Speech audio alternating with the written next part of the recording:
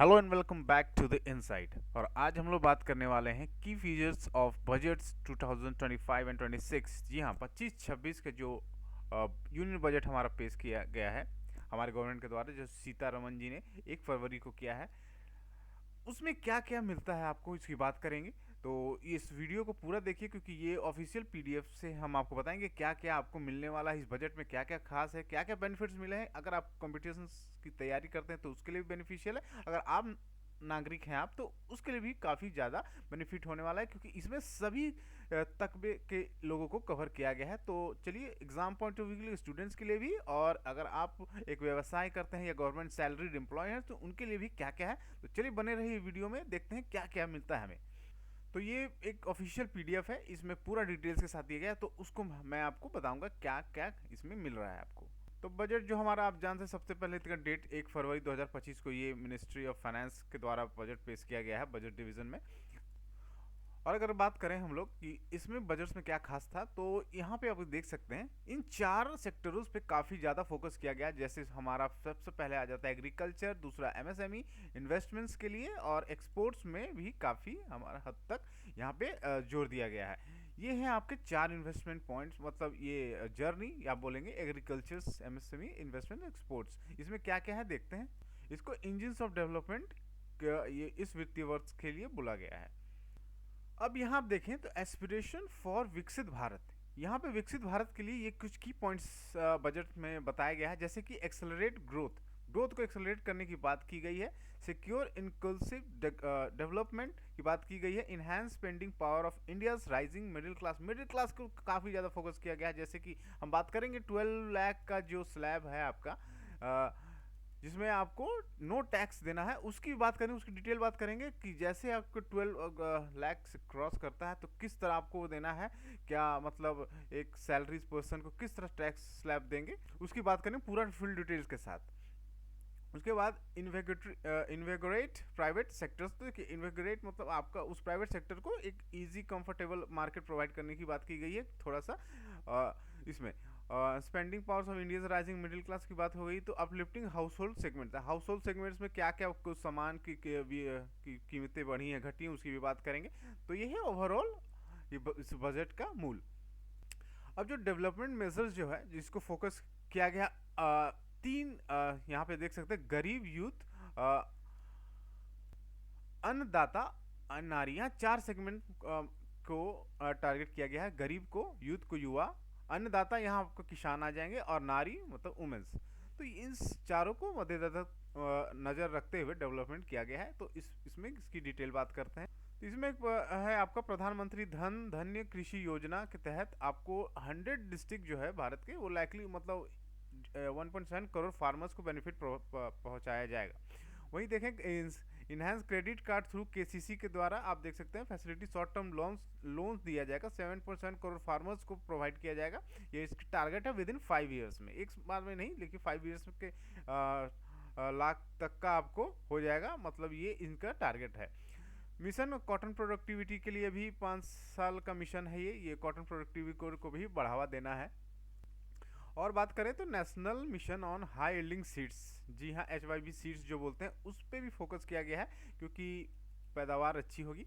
और मखाना बोर्ड इन बिहार, बिहार की यहाँ बात की गई, देखिए स्पेशल आपको बिहार के लिए यहाँ मखाना बोर्ड वहाँ पे तैयार किया गया है। और जो मखाना प्रोडक्शन, क्योंकि बिहार में काफ़ी अच्छा होता है और वो पूरे देश में फैलाया जाता है, एक्सपोर्ट भी होता है, तो उसके लिए मखाना बोर्ड का भी यहाँ पे किया गया है, जिसमें प्रोडक्शन और मार्केटिंग सब मखाना का यहाँ उसमें हेल्प होगा इसके लिए। यहाँ बात करें तो आत्मनिर्भरता इम्पल्सेस में दलहन की खेती पे आप देख सकते हैं। तो 6 ईयर का मिशन है, इसमें आपका मेनली तूर, उड़द, मसूर के दाल की डेवलपमेंट कराई जाएगी। इसमें प्रोटीन कंटेंट उनमें बढ़ाया जाएगा, प्रोडक्टिविटी भी बढ़ाई जाएगी, क्योंकि दल जो है हमारा मेजर क्रॉप में आ जाता है, और ये एक रोज़मर्रा ज़िंदगी में भी इस्तेमाल होता है। अब यहाँ देखिए India Post as catalyst for the rural economy की भी कुछ बात की गई है, आप देख सकते हैं। रूरल कम्युनिटी हब लोकेशन यहाँ डेवलप किया जाएगा, credit service, micro enterprise, insurance, ये सब बेनिफिट्स, ये टारगेट की पॉइंट्स हैं आपके। अब यहाँ जो बात करेंगे हम लोग डेवलपमेंट मेजर्स जो लिया गया है, मेजर्स फोकस हम गरीब, यूथ और अन्नदाता नारी के क्या क्या दी गई है उसकी हम बात करेंगे डिटेल में। तो supporting MSMEs and future furthering make in India. तो इसमें क्या है, देखिए credit card for micro enterprises को दिया जाएगा customize credit card with a 5 lakh limit. 5 lakh limit का आपको देखिए क्रेडिट कार्ड प्रोवाइड किया जाएगा, जो हेल्पफुल होने वाला है। Scheme for first time entrepreneur for, देखिए 5 lakh first time entrepreneurship including women, schedule caste, schedule tribes and new scheme to be launch to provide term loan. देखिए term loan 2 crore during 5 years तक में 2 करोड़ तक का लोन आपको ये इन सभी में दिया जाएगा। वुमेन्स को हो, शेड्यूल कास्ट, SC STs को ये इसके तहत प्रोवाइड किया जाएगा। यहाँ पे कस्टमाइज क्रेडिट कार्ड आपको प्रोवाइड किया जा रहा है MSMEs को भी। और यहाँ पे 5 लाख का इंटरप्रेन्योर हैं अगर आप, तो इन सेगमेंट में आते हैं वुमेन, SC ST, तो इसको 2 करोड़ तक का आपको 5 साल के अंतर का लोन मिल सकता है। यहाँ हम लोग जो बात करेंगे, जो सिग्निफिकेंट इन्हांसमेंट क्रेडिट एबिलिटी जो हुआ है, इन्हांस हुआ है, जो पहले गवर्नमेंट देती थी। जैसे MSME में अगर मैं बात करूँ तो पहले करेंट जो था क्रेडिट गारंटी मिलता था 5 लाख का, वो सब बढ़ा के रिवाइज देख करके 10 कर दिया गया है। वहीं स्टार्टअप्स के लिए जो पहले मिलता था क्रेडिट 10 मिलता था, अब उसे 20 कर दिया गया है, मतलब लगभग डबल हो चुका है दोनों सेक्टर में। एक्सपोर्टर MSMEs की बात करें for terms loan up to 20 crore का बात किया गया है यहाँ पे। यहाँ तो बहुत सी राहत दी गई है।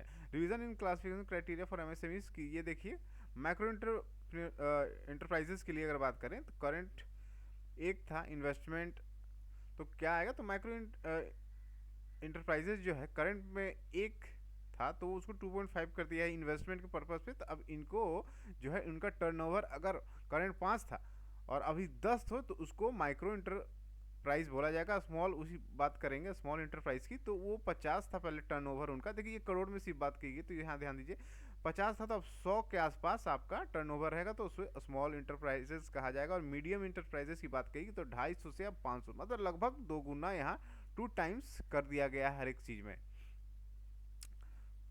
वहीं सेम इधर इन्वेस्टमेंट के पर्पज पे आप देख सकते हैं, एक था पहले इन्वेस्टमेंट कोई करती थी माइक्रो इंटरप्राइज, तो उसको 2.5 कर दिया गया, 10 से 25 कर दिया गया। यहाँ तो डबल से भी ज़्यादा है, 50 से 125 कर दिया है। ये क्राइटेरिया बन गया है हमारा MSMEs का, जो 3 टाइप के होते हैं, micro, small and medium enterprises. अब देखिए मेजर जहाँ पॉइंट्स आपको याद रखने हैं अगर आप एग्जाम पॉइंट ऑफ व्यू के लिए, उनके लिए, स्टूडेंट्स के लिए खासकर, तो क्या क्या यहाँ पे प्रोवाइड किया गया है इस बजट में। तो देखिए यहाँ पे जो मेन पॉइंट्स मैं आपको बता दूं, जिसमें यहाँ पे सक्षम आंगनवाड़ी, आंगनवाड़ी 2 पोर्शन 2.2 भी आया है, और सक्षम आंगनवाड़ी को भी यहाँ कुछ नया कुछ प्लान लेके आएंगे, वो डिटेल में हम लोग बात करेंगे बाद में।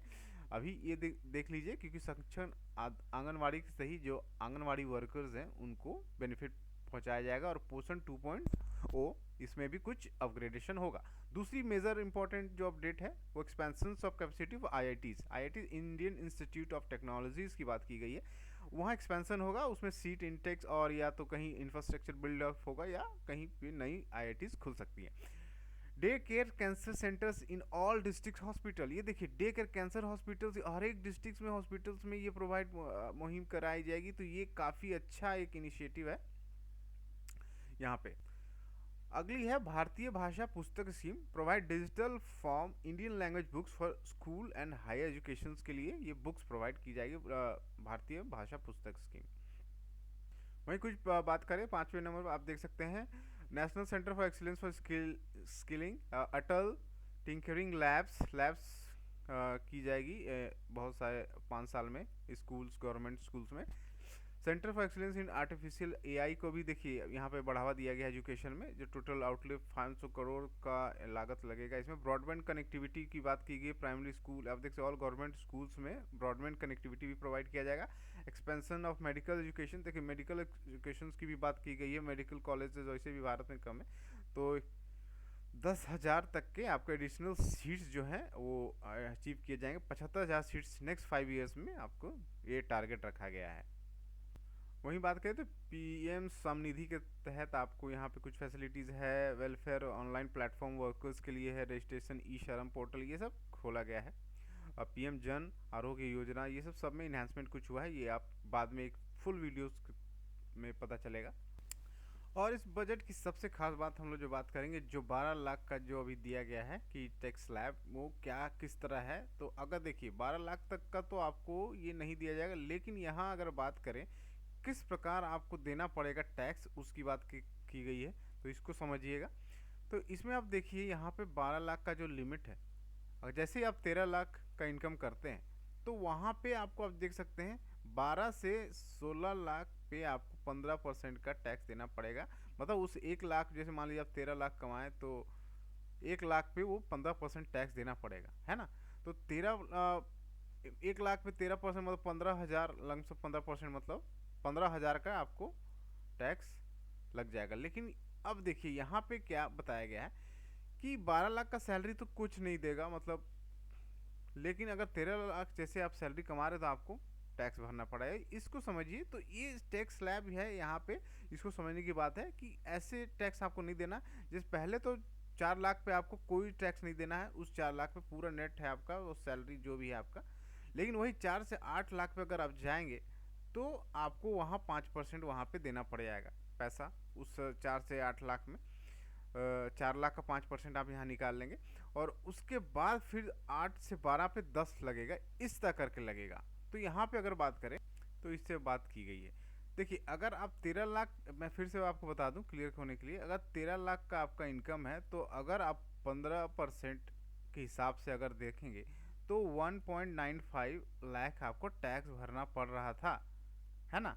तो अगर जो जिसका सैलरी 12 है वो तो कुछ नहीं देगा, क्योंकि 12 लाख तो नो टैक्स में आता है। तो 13 लाख को ये 195 तो टैक्स ही में चला जाएगा। तो इसलिए इसको इस स्लैब में तोड़ा जाता है, ताकि पहले तो आप यहाँ नील देंगे 0 से 4 लाख तक का, 4 से 8 में आपको 5% आप कैलकुलेट कर सकते हैं यहाँ पे।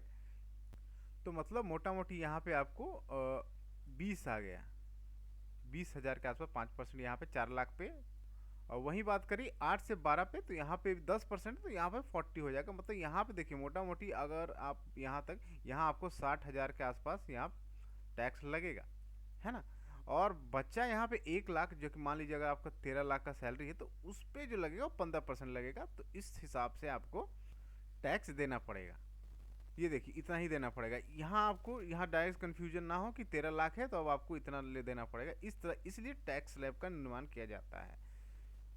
तो आशा है आपको ये बातें समझ में आई होगी, और भी बजट से रिलेटेड हम वीडियोस बनाएंगे। तो हमारे चैनल को आप फॉलो कर लें, वीडियो पसंद आए तो लाइक कर लें, और कोई भी चीज़ आपको समझ नहीं आए तो कमेंट बॉक्स में कमेंट कर सकते हैं। तब तक के लिए धन्यवाद।